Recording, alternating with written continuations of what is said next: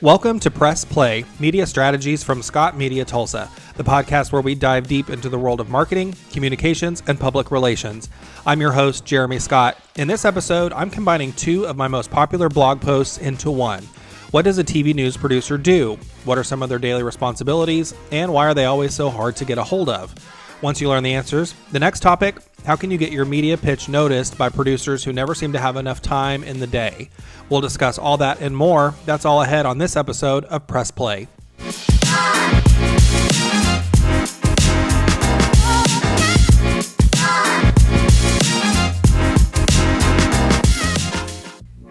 Welcome to episode 3 of Press Play. I continue to get some great comments, feedback from folks who are listening. The first 2 episodes have been really a great success. So I appreciate everybody who's left me some messages. I've gotten emails from some PR contacts. Folks on LinkedIn are reaching out, letting me know how much they appreciate the topics that I'm covering here on the podcast and the ones that are coming from my blog. So I'm starting the episode today by talking about a day in the life of a TV news producer. So depending on what shift you work, your life as a TV news producer can vary pretty dramatically. So my background is exclusively morning show. So I've only ever worked full-time on a morning show. I think most people understand what a morning show is. You know that when you wake up in the morning, first thing you turn the TV on, there's a show on. But I don't think people realize the process that goes into creating that show, producing that show, and what producers have to go through to get to the point where when you turn on the television, you have stories that are in order, you have stories that are written, you have video that you're seeing, you have graphics that you're seeing, reporters are assigned to stories, anchors have stories to read. All that is done mostly by producers. If not exclusively by producers, they certainly have their hand in all of it. So when you think of a TV news producer, for a lot of folks, what comes to mind? I mean, I think it's someone who is sitting in a newsroom, perhaps in a control room. You know, if you've seen the morning show on Apple TV, you know kind of what a producer could do and what that looks like. A lot of television and movies about television news focus on the people who are on air. So I think most people have a general understanding of what news anchors do, of what reporters do, but generally TV producers, that's not quite as glamorous. So they don't get as much airtime as I think they deserve. But I mean, what TV producers do every day is really the backbone of the show, of whatever show they're working on. For me, it's a morning show. We have people who work dayside, who work on the noon show, some who will work at, for the evening shows at 5:36. As I'm sure you can imagine, a lot of news can't be planned in advance. And I think that's something a lot of people who work in corporate world or in any other industry find difficult to understand. As producers, we do not work days, weeks, months in advance. We work hours in advance. When I wake up at 12:30 in the morning, I start working. I'm in the newsroom by 3 o'clock, and then our show starts at 4:30 in the morning. The show starts at 4:30 in the morning every single day, whether we are ready for it or not. So we have no choice but to be ready for it. And so when people are often pitching stories or ideas that are weeks out, I mean, that's great. I appreciate that. But my first priority has to be the show that's on the air in 3 hours. So we're immediately looking at agendas. We are looking at the latest news. We're looking at wire services. We're identifying any stories that could resonate with the audience. The morning show producers are crippled in that we miss news while we're sleeping. Of course, everybody does. But there's a lot of news that happens from 5 p.m. until midnight. And that's when I sleep. So when I wake up at midnight, I've missed all the evening shows. I've missed any breaking news that have happened after people have gotten off work. I've missed any late news that may have happened at the end of yesterday's workday. So the first hour and a half is really just playing catch up and then looking to see if we need to make changes to the plans and deciding what's going to take priority for the day. Once we come up with the plan, then the producers are also writing most of that content. So the anchors will come in and yes, they write some of their stories. They write some of the things that they want to talk about. But generally, most of the newscast that you are watching in the morning and hearing is written by a producer. So a producer's writing most of the lead-ins to the reporter stories. They're writing most of the we call them pacers, just the kind of the smaller stories that anchors will read, that the anchors front. Producers are writing teases. So what am I going to say in a tease to get you to stick around through the commercial break? Producers write those. Producers are sometimes writing digital stories for the stories that they put into their television newscast. We're helping craft push alerts. So if you have a news app on your phone, you'll get alerts all day. Someone has to write those. Usually it's producers. Then we'll also look at video. So once the stories are written, then it's television, so you need visuals. So which video element is going to go with which story? Not all stories need video, but most of them do. Where is that video coming from? Who shot it? Are we getting it from some of our national subscription services? If so, who's downloading that? Who's prepping that? So producers do all that and then provide instructions to our video editors who will edit the videos. In some markets and smaller markets, producers also do the video editing. So they have a lot to do before, and that's within the first couple hours of their day. Then, of course, I've had some producers under me over the years who have left the business because of breaking news. So there are some people who like to have a plan and they go in for the day and they want to stick to that plan and they don't want to change the plan at all.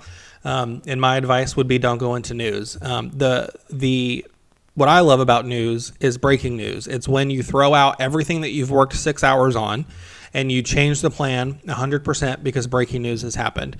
I think for sure, a producer's job, one of the most challenging aspects of it is handling breaking news. The producer quickly has to assess the situation, decide how to cover it, and then coordinate the team to deliver accurate and timely information. So that's coordinating with our field crews, which could be photographers, reporters, multimedia journalists. In some markets, you have a helicopter. You might have drone pilots. You'll have if you have resources or PIOs, public information officers that you have good relationships with, it's getting a hold of them and saying, hey, I may need to have you live on the air in 20 minutes about whatever's happening. It's making sure that your anchors are prepared, that your anchors have a basic understanding of what's happened, that they are, and you're in constant communication with them to make sure that the information that you're getting out on the air is smooth, easy to understand. That's important, easy to understand for the viewer. And it corresponds with the video that's being shown, with the graphics that are being shown. That's one of my favorite aspects. It's not some people's favorite aspects, and so it causes them to leave the business. But for me, breaking news is always the best part.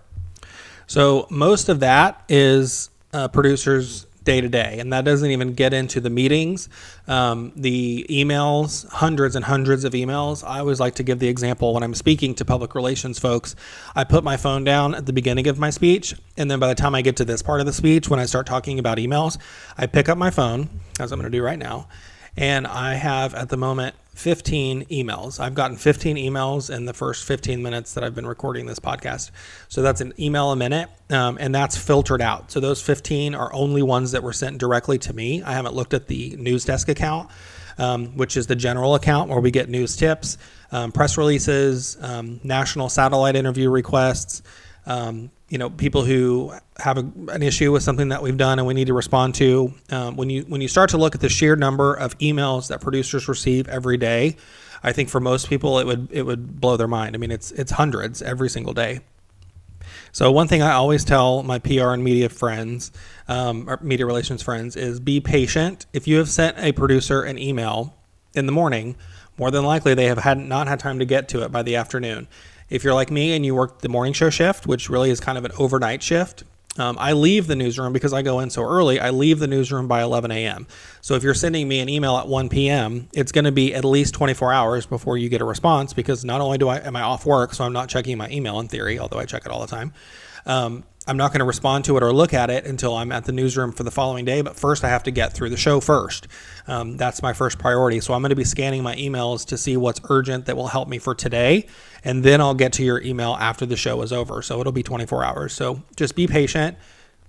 But that leads me to the next topic that I wanted to discuss, which is how do you get through the chaos? So now that you kind of understand very briefly, that was pretty quick, on what a producer does, how can you as a PR pro get your story noticed or picked up when producers have so many other things that are more important? I want to start by talking about your core demographics. So in television news, demos, we call them demos. Demos are everything. And the typical local TV news audience tends to skew older. I don't think that's much of a surprise. According to Nielsen, the majority of local news viewers are 50 and older. Most of them are female. So our target demo is female 25 to 55. So that's pretty broad. But we target the female audience. The female audience is generally more interested in stories that are are relevant to their community, their family, that include health, safety, local government, education, sports teams. There could be any number of local community events, charity work, anything like that that's going to be a local impact is going to resonate with most local TV news audiences. Now, that's not to say that younger people are not watching the news, because they are. So younger viewers tune into the news and are drawn to major events, breaking news, or local stories that have a strong connection to their community or interest. I also always push back when people say, oh, well, I don't ever watch the news. And for some reason, when I tell people I work in news, that's something that I always hear. Oh, well, I never watch the news. Like, you would never say that to anybody else. Well, what do you do? Well, I work in tech. Oh, well, I don't like tech. I work in a hospital. Oh, I hate hospitals. I never go there. Like, it's just a weird thing that when you tell someone that you work in TV news, their first instinct is to say, oh, well, I don't watch the news. All right, well, first of all, I don't care, but, whatever. But I also always push back and say, some people, younger people watch news and consume news, TV news, more than they think they do. They may not be sitting down and turning on the television in the morning and sitting on the couch and watching the morning show, but they're listening to the morning show as they're getting ready. They're watching our morning show videos on digital. They're watching it on YouTube. They're hearing about it on Facebook through our text stories.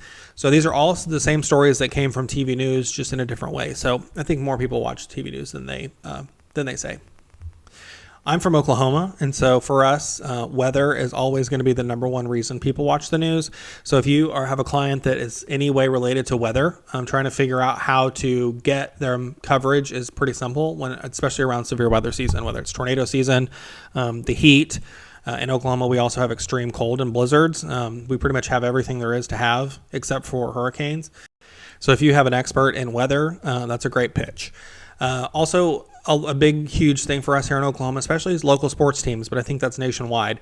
Anything local sports is always going to be good. School districts, education-related news, community events, charity work, sometimes local entertainment, although that can be a little cringe if you're not careful. And I think a lot of TV news stations that I've seen will book local entertainment just because they're local, without taking a step back and saying, like, well, you can be local, but are you talented? I think there's a difference, and it's your job as a producer to screen that so that you don't end up with a very awkward segment, which happens a lot. So tailoring your pitch. So once you have a client with a local story, it's important to tailor that in a way that's going to be easily picked up by producers. So I can't stress enough, we've heard earlier what all producers have to go through. The last thing they want to do after they've done their show and they're exhausted from the day is scroll through your very long press release or your very long email. I think PR people have been trained to follow a template when it comes to press releases and put as much information in there as possible. You want to lead with a description and that's very broad. And no, the best pitches are 4 or 5 sentences. It's not structured at all. It's literally an email that says, hey, Jeremy, here's an idea for you. I have this person who's going to offer up this. Here's the date and time. Here's the visuals that they can offer you. Let me know if you're interested. Those are the ones that are going to get the first response, because those are the ones that I'm reading first, because they're the fastest. I don't have time to go through a long pitch, and if I keep reading and it drones on, then I'm going to delete it. Another pro tip that I see all the time is, especially on the national level, when national outlets or PR firms will pitch to local news stations, they use a template and they don't change who they're pitching to. So I'll see all the time, hello, NBC 20 whatever on the East Coast. Well, I'm at a CBS station in the middle of the country. Like, clearly you didn't look at that. So I don't even read past that. I just delete it. Could have been a great story, but I'm not going to get that far. So what are producers looking for? I mentioned earlier how important it is for every TV story to have visuals. And I think, again, that's something that people in communications in the corporate world don't really think about all the time. I think a lot of people are used to pitching maybe to newspapers where you don't have to have visuals. But for television, if you're pitching me a story, what am I going to show? So I either need you to provide those to me or to provide me with an opportunity to shoot it for myself. But always be thinking about the visual. So we're talking action shots. If there's an event, can I come and shoot something, get some video of that? Or if you're pitching a story for the morning show, in our case, our morning show is 5.5 hours long. That's a lot of live shots. So where can I go live for your story starting at 4:30 in the morning? Because again, my show starts at 4:30 in the morning every single day. I know you may not be awake, but my viewers are, and I need a reporter live somewhere at 4:30 in the morning. So if you're going to pitch me a story about a grocery store, and the grocery store doesn't open until 7 o'clock, I'm probably not going to do that, because what am I going to be doing from 4:30 until 7? I've got to be live somewhere. If I can't get into the grocery store to talk about the grocery store, then that's not going to work. Interview opportunities, also super important. Again, if you're going to pitch me a story for the morning show and not offer me an interview in advance, then I need you to show up at 4:30 in the morning for an interview. So when we're reaching out the day before to try to pitch out, set up something in advance, there's a reason for that. It's also important to know who you're pitching to and what show you're pitching to. So I think we get a lot of generic news pitches, and I don't think the PR person has really thought through where they want that story that they're pitching to be. Sometimes they don't care, but I think a lot of times they don't know the difference between the morning show, the midday show, the evening show, or the weekend show. They also don't understand the difference between an in-studio sit-down interview versus the benefits of turning that into a reporter story. I think a lot of PR people think if they can get their client into a television studio, sitting down on the interview set and doing an interview with the anchors, that's the best of the best. I would argue it's not. The best of the best is when they're paired up with a reporter. Again, the reporters start at 4:30 in the morning.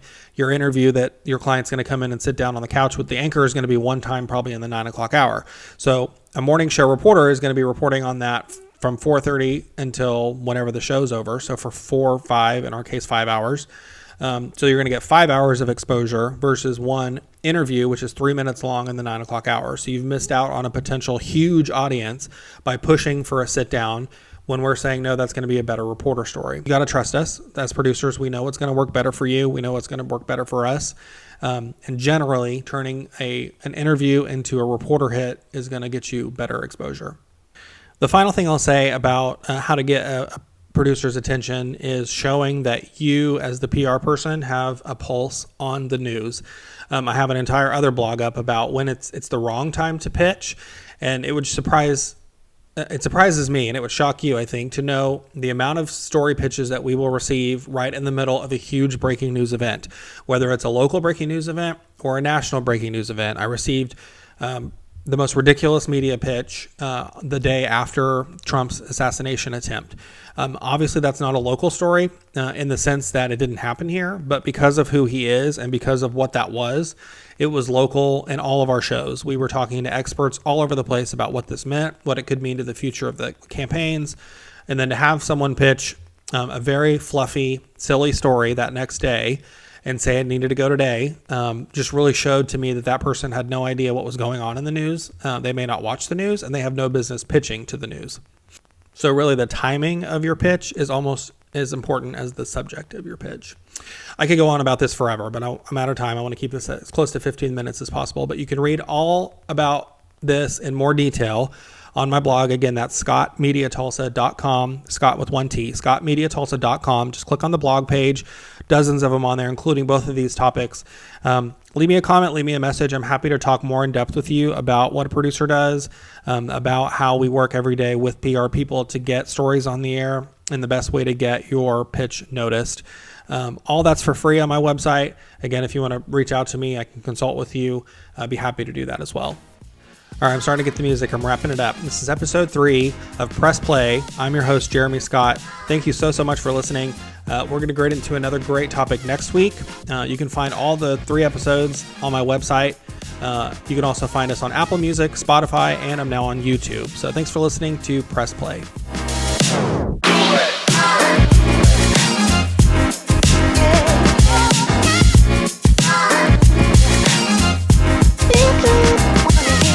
Yo.